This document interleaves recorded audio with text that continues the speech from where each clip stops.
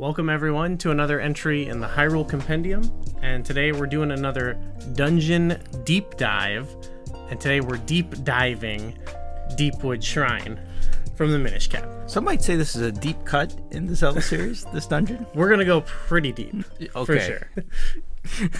We've done, this is like our fourth one doing a specific video on a dungeon.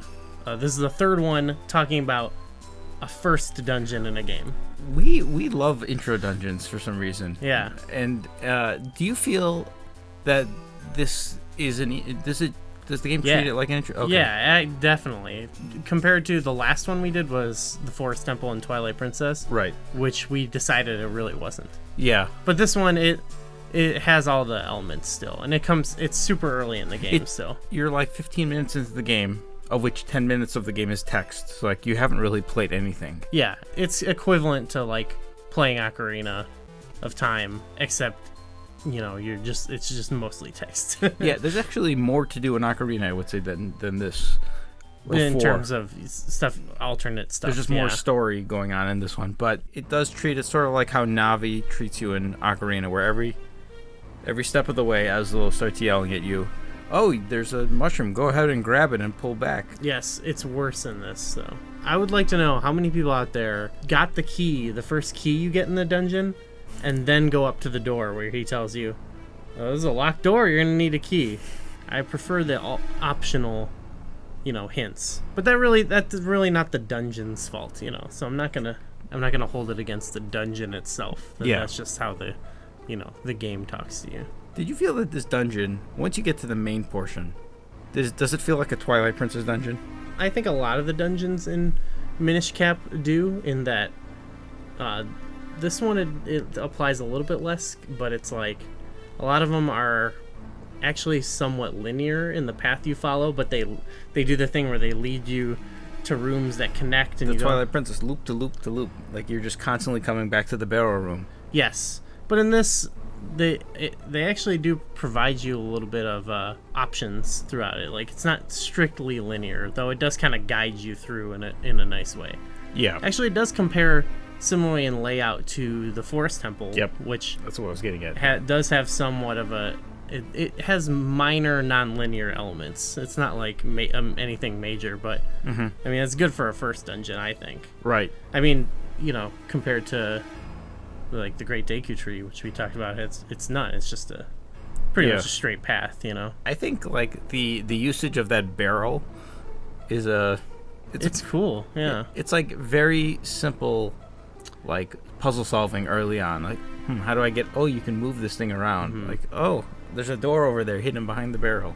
I don't know if anybody ever gets stuck here. You eventually have to go like, oh, I can't. I gotta open these paths. And you get the item, and it's pretty obvious what you do with it. Right. It's intuitive for sure, and it's again that also just reminds me of Twilight Princess, because they like to have not just the rooms you return to, but like within them like these big set piece things that you remember. Like I think of the Goron Mines, for example, where the things moving with the boots, or whatever, like just these big kind of central rooms with like a big mechanism you're messing with, Right. So yeah, it's memorable and it's cool, and just the fact that it's a barrel is cool too, because it's a dungeon you're entirely miniature for. I was like thinking about the logistics of this. Like, okay, who made this barrel?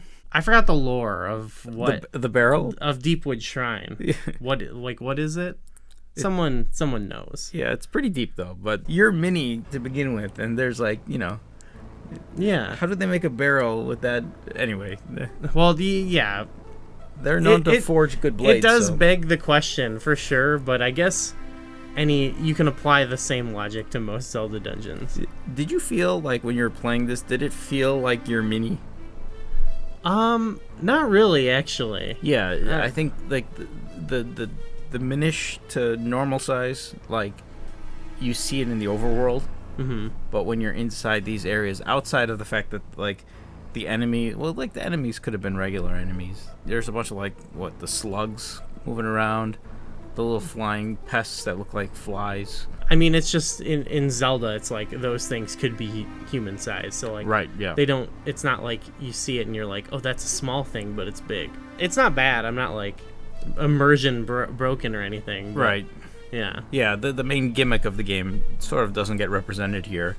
I would say until like maybe the mini boss and the boss. The enemies were okay. I like the enemies. They're fine. They're good intro enemies. Nothing that can hurt you that much. I think there's like those mole dozers. I think they're called. Actually, I hate those. The guys are just like going crazy. I just around. don't like them. I don't know what it is, but okay. I don't like their vibe.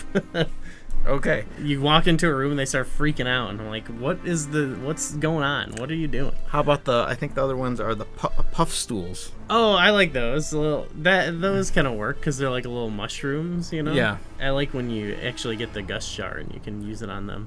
It's satisfying. What do you think of the dungeon item?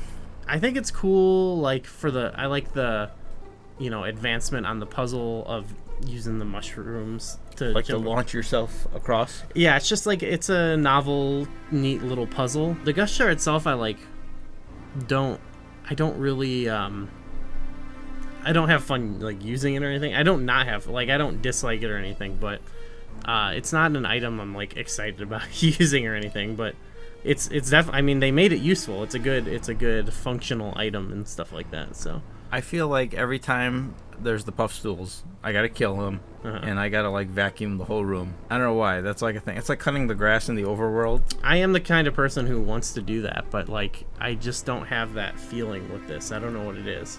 Okay. Comparatively, when I get out the gust bellow or whatever in Skyward Sword, I would go crazy on that. There's something more satisfying about it there, but I never get that feeling of satisfaction really with the gust jar. Okay. I don't know. There's something about. There's a lot of like waiting.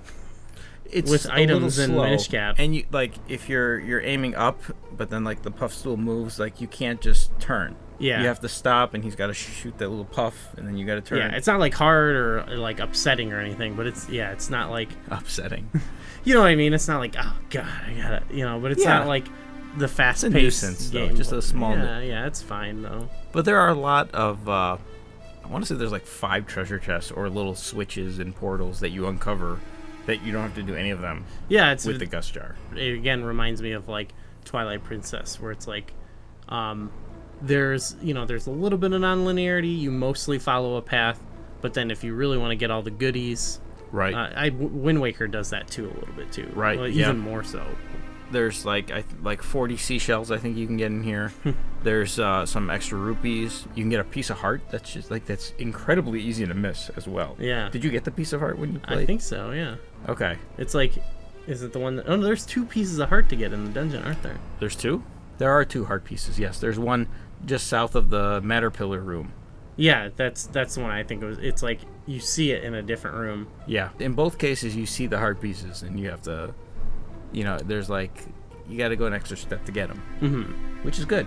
And yes, you also use the gust jar on like the lily pad, which is a thing you do a lot in this game, and that's one moment where you actually, I think, do kind of feel small because you kind of a lily pad. I mean, I guess we've seen giant versions of those in Zelda, but it's cool. It's a cool thing. It's sometimes a little unwieldy to use, but that's kind of the point, I think. I will say it is rewarding when you're going like. I don't charge up. I just use it rapidly. And then like you start gaining momentum. But if you have to turn around a corner, if you like time it right, and and you can like shoot. I don't know why something is very rewarding about that. Yeah, no, it's cool. That's probably the highlight of it for me, actually. Okay. What else is there about this other than the boss, right? I think the fact that in this game we actually have a comparison, where you have the choose or whatever, and then we have a big version of it. I think that really helped. Or it's not really a big version of it. Well, yeah, exactly, yeah. Which makes me think, is this a super chew or is this a regular chew and we're just small? I think it's a regular chew. Then why does it take more than 1 hit to kill it? Because you're small. But like, is your sword not as good anymore? Yeah, because you're small. But like, that just shrinks you. Why does that shrink Link's equipment? Anyway, I was thinking about this. Probably too much. I think it makes sense. Can you imagine the boss? You use the gust jar, you got him down 1 hit, he's dead. Yeah, he's just a chew. It's not that big of a deal. Yeah, well, it is a big. Anyway, the big green choo choo is, it's an okay first boss. Yeah, I think it's fine. I actually like it. I think it loses its thunder not so much because of what happens here, but it's got that almost imprisoned feel where, like, oh, you're fighting the same guy a little bit later. Didn't you only have to fight it one other time though? Yeah. And it's like electric. I find that acceptable, but maybe like I don't mind fighting Wizrobe in Majora's Mask as much as you do. So like I can probably stand this. I like the concept of there's this Choo-Choo, and then later on there's the Octorok, and it's like massive. And it would have been cool if there was more. They leaned into that more. Yeah, instead of duplicating the Choo-Choo. Yeah, but that doesn't really happen here because in Deepwood you don't know that's coming. It's a cool moment too when you see it happen in the overworld, and then like all the parts of it slime dripping down or whatever. Another good thing got me thinking of why like he only goes in there after Link opens the boss key and goes in there. Is he like did somebody summon him? Hey Chew, it's time. This is Vati's magic. Yeah, why didn't he send like a Dark Nut while Link is a Minish? To just step on him? That's all he could scrounge up at the time. Again, that comes like 15 minutes after the intro, so he didn't have much time to get this boss together, I'm thinking.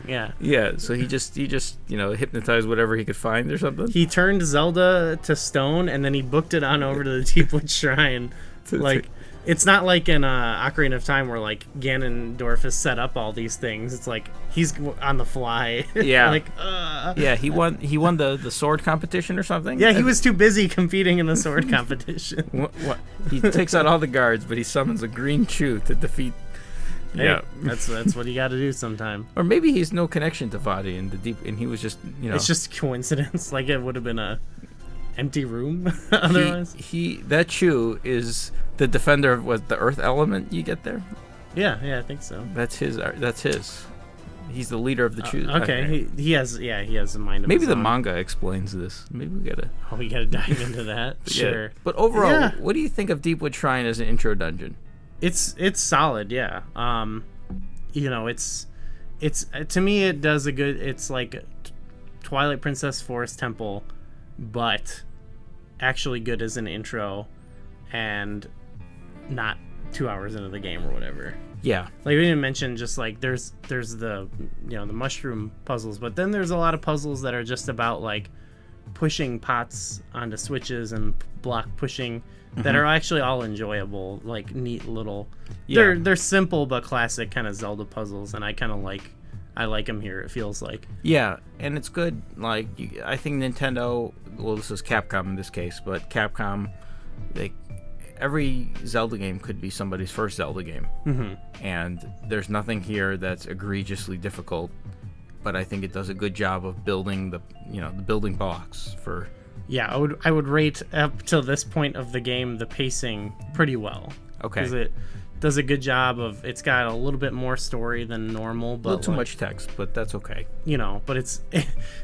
Relatively speaking, it's a Game Boy Advance game, so it's like not that it's not that long. It's not like watching a full-blown cutscene or anything. So yeah, I love intro dungeons, as you can tell with what we've some of my favorite dungeons in some, like I think Wind Waker, I think Dragon Roost was one of my favorite ones, and the Deku Tree is great. We talk about Tail Cave all the time. Tail Cave. I don't know what did that one do. We'll do one on that sometime. But yeah. It'll be a multi-part series. I feel like the Great Deku Tree is still hard to top. Yeah. With the simplicity of it all and everything, but this one, the Minish Cap. It's got solid dungeons. Yeah. Deepwood is a good representation of Minish Cap, I would say. Yes, definitely one of my favorites in the game. So what's your favorite intro dungeon in any game? We've done 3 of them. Do you want us to talk about Tail Cave? The Eagle? The Eagle. Oh. I think you can find that somewhere else, can't you? You can check out Gooey's Dungeon Dive over on YouTube. You can get some rankings of the original Legend of Zelda dungeons from myself. What's your favorite Minish Cap dungeon? We're going to be talking about these soon with our definitive ranking coming up, so... Anyway, if you enjoyed the video, give it a like, subscribe, and thanks for watching.